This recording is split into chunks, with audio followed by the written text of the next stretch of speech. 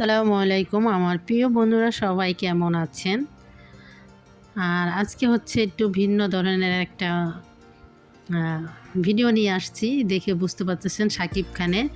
আর শাকিব খানকে কে কে পছন্দ করেন আর মানে সুপারস্টার শাকিব খানকে কে কে পছন্দ করেন তার জন্য একটা লাইক আর কমেন্টে কিন্তু অবশ্যই জানাবেন।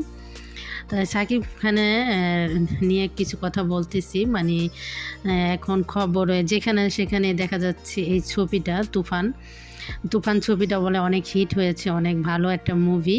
তা আশা করি এই ঈদে এই ছবিটা বাইর হবে, সবাই দেখবেন।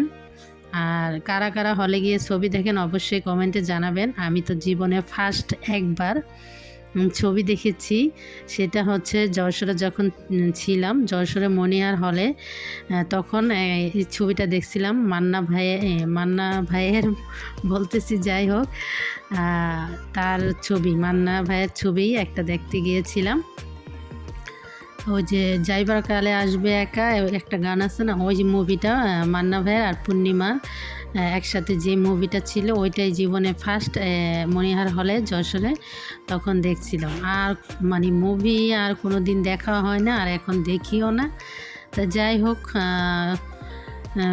এই মুভিটা অনেক সুন্দর আর বোঝা যাচ্ছে এইগুলো দেখেও। তা আশা করি আপনারা সবাই এবার ঈদে এই ছবিটা দেখতে যাবেন হলে গিয়ে। আর বাংলা ছবি বেশি করে দেখবেন। সিরিয়াল থেকে, হিন্দি সিরিয়ালের থেকে আমাদের বাংলাদেশের নাটক কিন্তু অনেক ভালো। সবচেয়ে নাটক 10-এ 10 দিলে আমি নাটকে দেব, তারপরে আমাদের ছবি।